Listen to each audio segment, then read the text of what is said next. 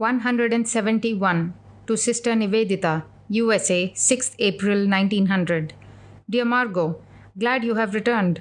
Gladder you are going to Paris. I shall go to Paris, of course, only don't know when. Mrs. Leggett thinks I ought to immediately and take up studying French. Well, take what comes. So you do too. Finish your books, and in Paris we are going to conquer the froggies. How is Mary? Give her my love. My work here is done. I will come in 15 days to Chicago if Mary is there. She is going away to the East soon. With blessings, Vivekananda. P.S. The mind is omnipresent and can be heard and felt anywhere. V. 172. To an American friend. San Francisco, 7th April 1900. I am more calm and quiet now than I ever was. I am on my own feet, working hard and with pleasure. To work I have the right. Mother knows the rest. You see, I shall have to stay here longer than I intended and work. But don't be disturbed. I shall work out all my problems. I am on my own feet now, and I begin to see the light.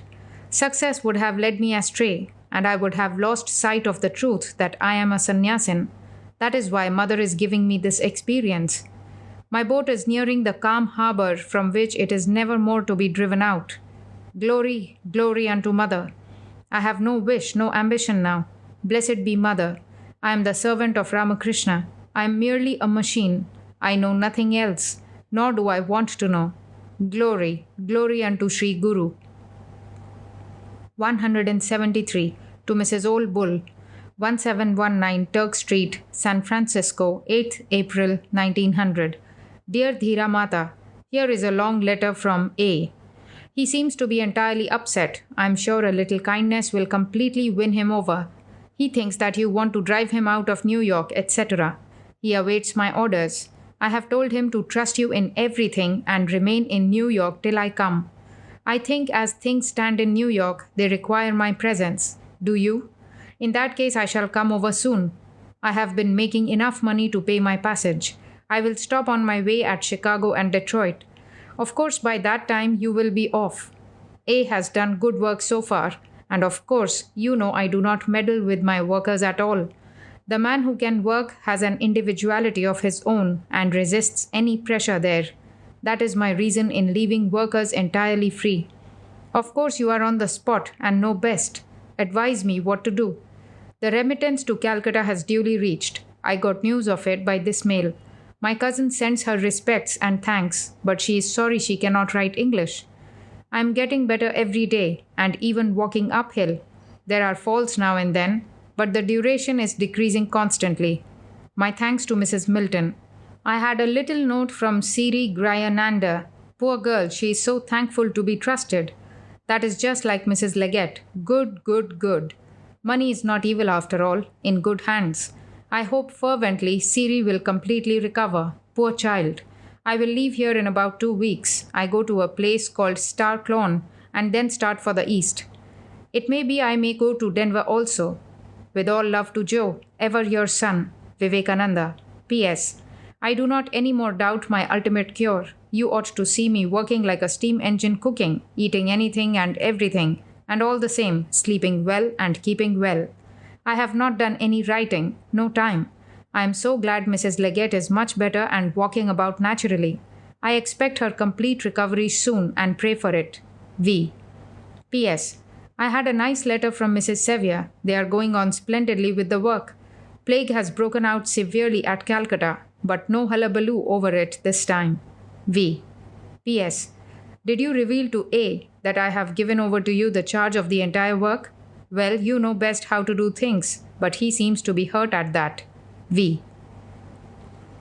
174.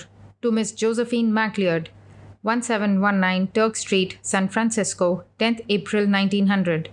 Dear Joe, there is a squabble in New York, I see. I got a letter from A stating that he was going to leave New York. He thought Mrs. Bull and you have written lots against him to me. I wrote him back to be patient and wait, and that Mrs. Bull and Miss MacLeod wrote only good things about him. Well, Jojo, you know my method in all these rows. To leave all rows alone. Mother sees to all such things. I have finished my work. I am retired, Joe. Mother will work now herself. That is all. Now, as you say, I am going to send all the money I have made here. I could do it today, but I am waiting to make it 1,000. I expect to make 1,000 in Frisco by the end of this week. I will buy a draft on New York and send it or ask the bank the best way to do it. I have plenty of letters from the Mutt and the Himalayan Center. This morning came one from Swarupananda. Yesterday, one from Mrs. Sevier. I told Mrs. Hansbrough about the photos. You tell Mr. Leggett from me to do what is best about the Vedanta Society matter. The only thing I see is that in every country we have to follow its own method. As such, if I were you, I would convene a meeting of all the members and sympathizers and ask them what they want to do. Whether they want to organize or not, what sort of organization they want, if any, etc. But Lordy, do it on your own hook. I am quits. Only if you think my presence would be of any help, I can come in 15 days. I have finished my work here. Only out of San Francisco, Stockton is a little city I want to work a few days in. Then I go east. I think I should rest now, although I can have $100 a week average in this city all along. This time I want to let upon New York the charge of the Light Brigade. With all love, ever yours affectionately, Vivekananda. P.S. If the workers are all averse to organizing, do you think there is any benefit in it? You know best. Do what you think best. I have a letter from Margot from Chicago. She asks some questions. I am going to reply. V. 175. To an American friend. Alameda, California, 12th April 1900. Mother is becoming propitious once more. Things are looking up. They must. Work always brings evil with it. I have paid for the accumulated evil with bad health. I am glad. My mind is all the better for it. There is a mellowness and a calmness in life now, which was never there before. I am learning now how to be detached as well as attached, and mentally becoming my own master. Mother is doing her own work. I do not worry much now. Moths like me die by the 1,000 every instant. Her work goes on all the same. Glory unto Mother. Alone and drifting about in the will current of the Mother has been my whole life. The moment I have tried to break this, that moment I have been hurt. Her will be done. I am happy, at peace with myself, and more of the sannyasin than I ever was before. The love for my own kith and kin is growing less every day, and that for Mother increasing. Memories of long nights of vigil with Sri Ramakrishna under the Dakshineshwar banyan are waking up once more. And work? What is work? Whose work? Whom shall I work for? I am free. I am Mother's child. She works. She plays. Why should I plan? What should I plan? Things came and went just as she liked, without my planning. We are her automata. She is the wire puller. 176. To Miss Josephine MacLeod, Alameda, California, 20th April 1900. My dear Joe, received your note today. I wrote you one yesterday but directed it to England thinking you will be there. I have given your message to Mrs. Betts. I am so sorry this little quarrel came with A. I got also his letter you sent. He is correct so far as he says, Swami wrote me Mr. Leggett is not interested in Vedanta and will not help any more. You stand on your own feet. It was as you and Mrs. Leggett desired me to write him from Los Angeles about New York, in reply to his asking me what to do for funds. Well, things will take their own shape, but it seems in Mrs. Bull's and your mind there is some idea that I ought to do something. But in the first place, I do not know anything about the difficulties. None of you write me anything about what that is for, and I am no thought reader. You simply wrote me a general idea that A wanted to keep things in his hands. What can I understand from it? What are the difficulties? Regarding what the differences are about, I am as much in the dark as about the exact date of the day of destruction. And yet Mrs. Bull's and your letters show quite an amount of vexation. These things get complicated sometimes, in spite of ourselves. Let them take their shape. I have executed and sent the will to Mr. Leggett, as desired by Mrs. Bull. I am going on, sometimes well and at other times ill. I cannot say on my conscience that I have been the least benefited by Mrs. Milton. She has been good to me. I am very thankful. My love to her. Hope she will benefit others. For writing to Mrs. Bull this fact, I got a 4-page sermon as to how I ought to be grateful and thankful, etc., etc. All that is sure the outcome of this A business. Sturdy and Mrs. Johnson got disturbed by Margot, and they fell upon me. Now A disturbs Mrs. Bull, and of course I have to bear the brunt of it. Such is life. You and Mrs. Leggett wanted me to write him to be free and independent, and that Mr. Leggett was not going to help them. I wrote it. Now what can I do? If John or Jack does not obey you, am I to be hanged for it?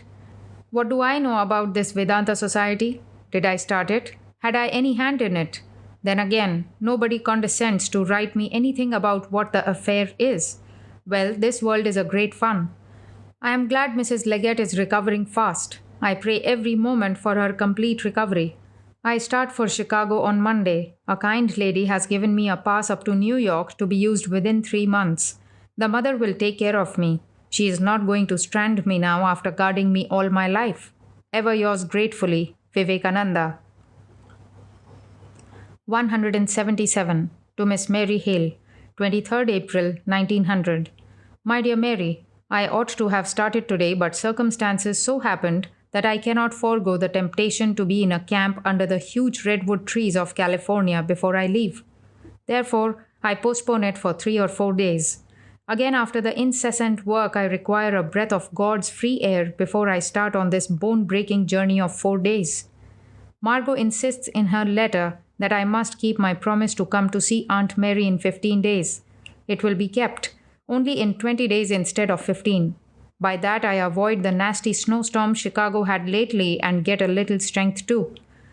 Margot is a great partisan of Aunt Mary, it seems, and other people besides me have nieces and cousins and aunts. I start tomorrow to the woods. Woof! Get my lungs full of ozone before getting into Chicago. In the meanwhile, keep my mail for me when it comes to Chicago and don't send it off here like a good girl as you are. I have finished work. Only a few days' rest, my friends insist, 3 or 4, before facing the railway. I have got a free pass for 3 months from here to New York, no expense except the sleeping car. So you see, free. Yours affectionately, Vivekananda. 178. To Miss Mary Hale, 30th April 1900. My dear Mary, sudden indisposition and fever prevent my starting for Chicago yet. I will start as soon as I am strong for the journey. I had a letter from Margot the other day. Give her kindly my love and know yourself my eternal love.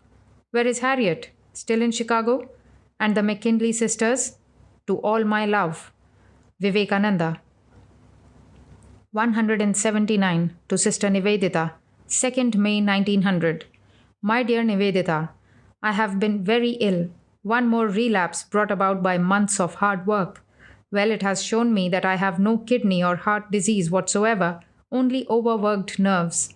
I am therefore going today in the country for some days till I completely recover, which I am sure will be in a few days.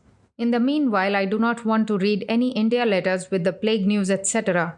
My mail is coming to Mary. Either she or you keep them, you if she goes away, till I return. I am going to throw off all worry and glory up to Mother. Mrs. C.P. Huntington, a very, very wealthy lady who has helped me, came. Wants to see and help you. She will be in New York by the 1st of June. Do not go away without seeing her. If I cannot come early enough, I will send you an introduction to her. Give my love to Mary. I am leaving here in a few days. Ever yours with blessings, Vivekananda. P.S. The accompanying letter is to introduce you to Mrs. M.C. Adams, wife of Judge Adams. Go to see her immediately. Much good may come out of it. She is well known. Find out her address. V. 180. To Sister Nivedita, San Francisco, 26th May 1900. Dear Nivedita, all blessings on you. Don't despond in the least. Shri Vah Guru, Shri Vah Guru. You come of the blood of a Kshatriya. Our yellow garb is the robe of death on the field of battle. Death for the cause is our goal, not success. Shri Vah Guru. Black and thick are the folds of sinister fate, but I am the master. I raise my hand, and lo, they vanish. All this is nonsense. And fear? I am the fear of fear, the terror of terror. I am the fearless, secondless one. I am the rule of destiny, the wiper out of fact. Shri Vah Guru. Steady, child. Don't be bought by gold or anything else. And we win. Vivekananda.